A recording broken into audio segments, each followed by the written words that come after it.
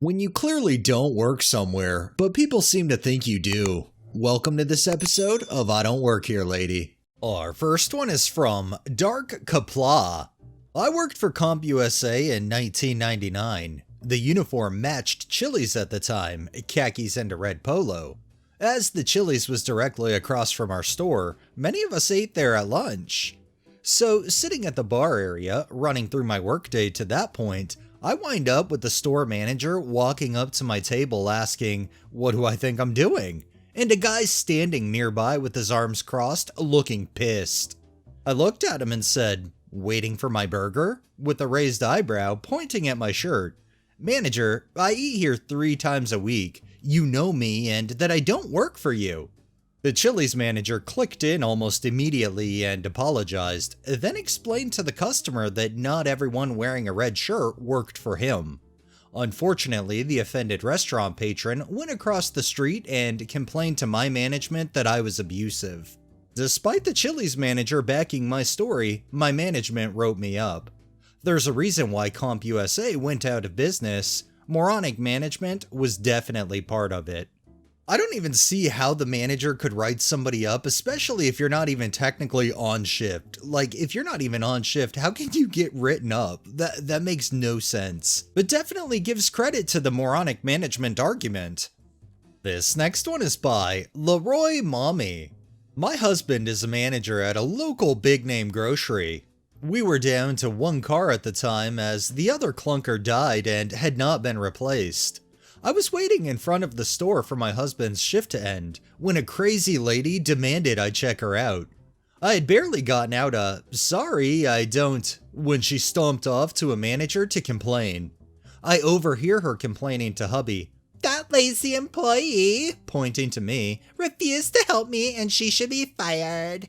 Hubby walks over to me with a big grin on his face that crazy lady couldn't see, winked at me, and fired me on the spot. He said very loudly, "You will never work here again." I played along, covered my face with my hands, and started fake sobbing, saying, "My babies! How will I feed my babies?" I would like to think crazy lady felt horrible, but I peeked through my fingers as I ran to the back only to see her smug face. Later in the car, hubby said it was all he could do to not crack up. Yeah, that Karen is just one of those people that's definitely out to ruin other people's lives or careers or whatever. Apparently their life is just so shitty, that's what makes them feel good. This next one is from Sparkle Selkie. Last time I went to a public salon, my stylist was running late, so I was just walking around browsing the photos as you do. A woman comes in and starts telling me how much I messed up her hair, very loudly. I just kinda stood there and laughed a little, which, whoops, infuriated her. I was wearing all black, so I just wrote it off as a mistake and whatever.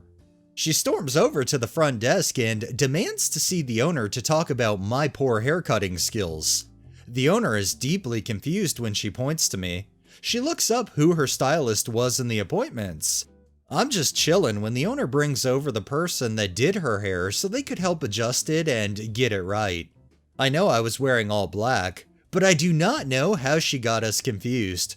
Her stylist was a black woman. I'm not black, with black locks. I'm a redhead, no locks, and was about 5 inches taller than me. We made eye contact and both had to not start laughing while this woman ranted.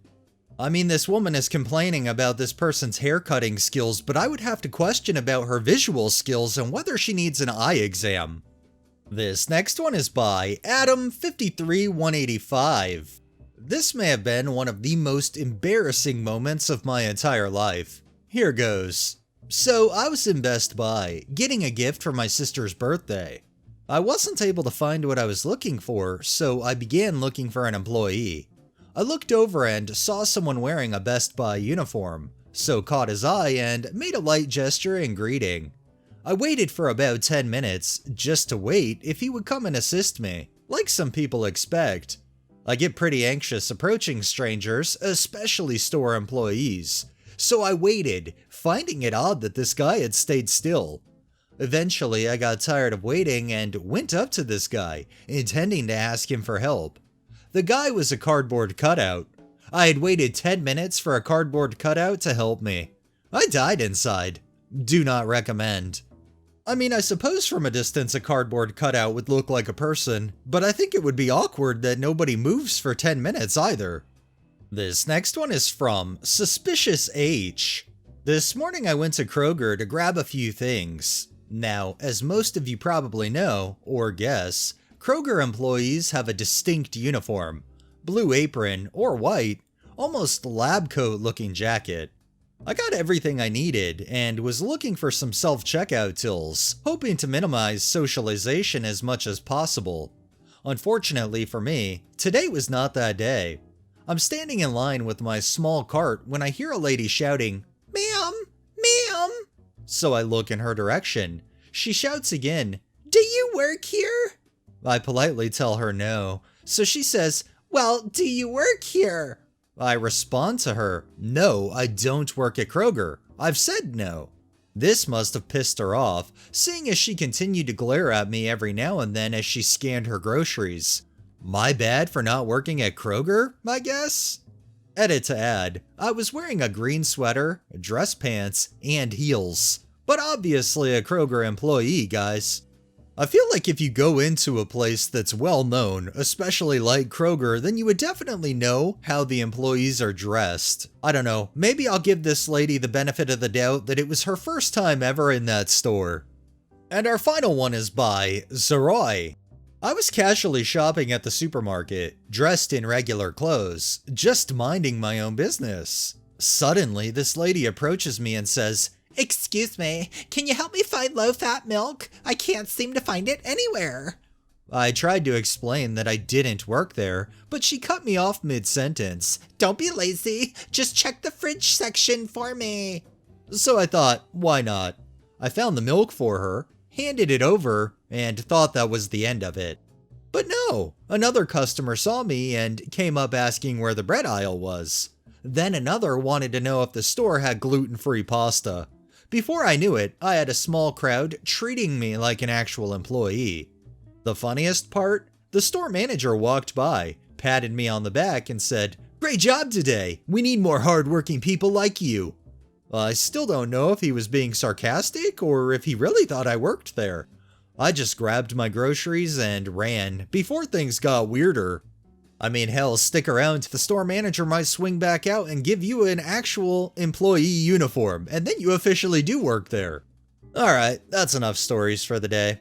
Well, that wraps up this episode of I Don't Work Here, Lady. If you liked the video, please drop a like, share my content on all of your social media, subscribe if you haven't already, and make sure to hit that bell so you're notified every time I upload, and drop a comment down below.